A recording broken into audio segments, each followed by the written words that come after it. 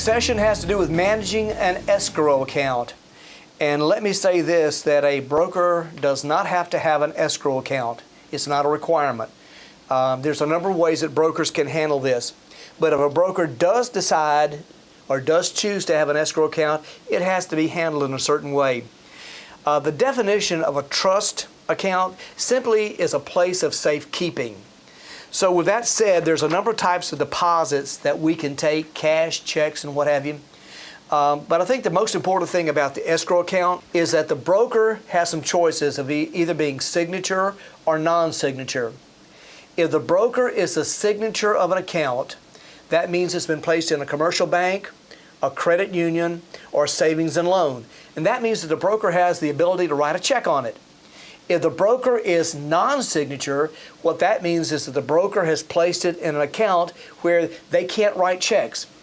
Title companies and attorneys at law are those areas that the broker is a non-signature. When it comes to making deposits into these accounts, when brokers or brokers' agents collect security deposits or earnest money deposits, this money has to be placed in escrow immediately. For salespersons or sales associates or broker associates, immediate means 1 business day from the date that the money was actually tendered. For brokers, it's 3 business days from that same date when the money was tendered. And let me say this, the way that the DBPR investigators look at it, they look at the contract. If the contract says that the deposit was supposed to be tendered at the time the offer was made, when was the offer made? If the contract says that the deposit was supposed to be tendered 3 days after the effective date, when was the effective date? And that's the number they work off for both. There's no real tracking for sales associates, but this is the way they track for brokers. So brokers, please be cautious that you're going to be required to deliver money into escrow no matter what position you're in within 3 business days. Now, if you put it into a title company, you're supposed to get a receipt. You've got to have a paper trail for all of these. If your title company does not give you a receipt or proof of deposit, you've got to make a request on that within 10 business days of making that deposit. In other words, you got to make a demand, say, hey, where's my deposit slip? If they don't give it to you within 10 business days of the date that you actually made the deposit, then you've got to notify all the parties involved that you do not have a receipt, that you've requested it, but have not been given one.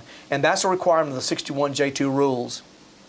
Brokers can also accept post-dated checks and promissory notes, but let me say this, it's not something that we recommend.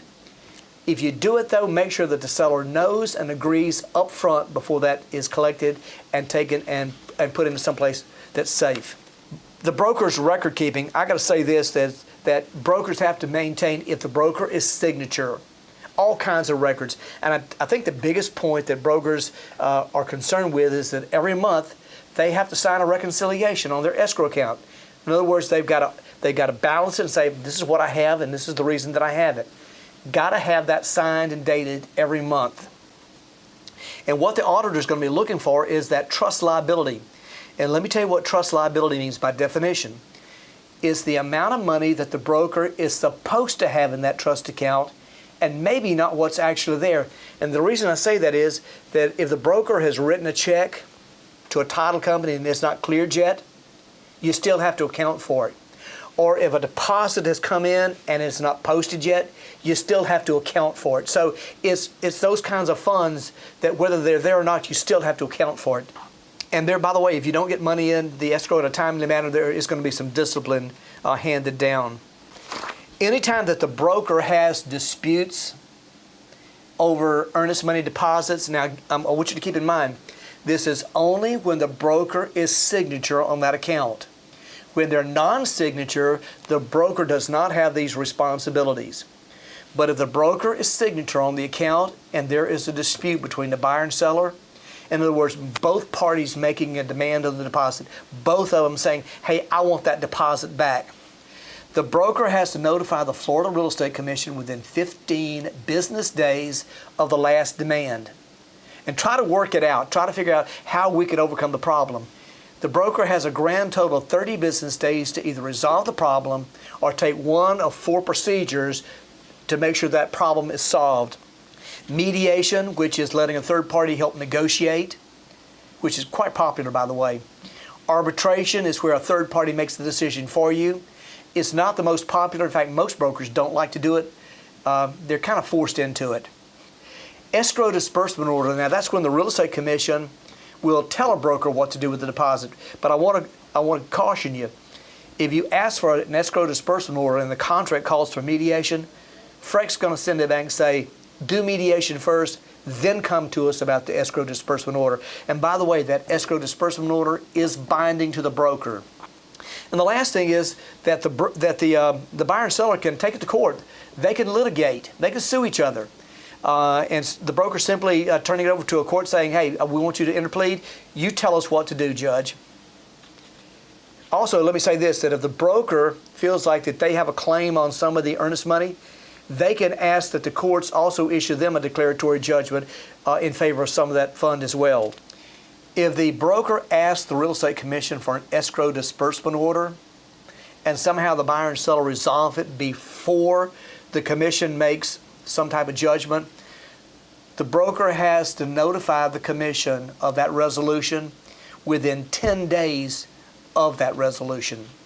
And the only thing that I can tell you about condominiums and cooperatives, about deposits, just remember that brokers are required by law sometimes to give back deposits with or without the seller's permission.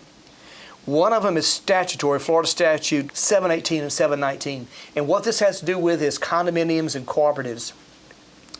If it's a brand new condominium or cooperative, a purchaser has 15 days to rescind the contract from the time that they either enter into the contract or get their official condo or co-op docs, whichever comes last.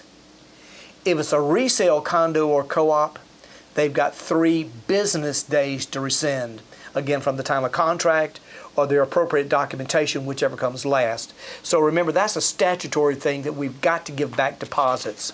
And that's all I have for that particular chapter. So what I'd like to do right now is I would like to review with you the important information in that particular chapter.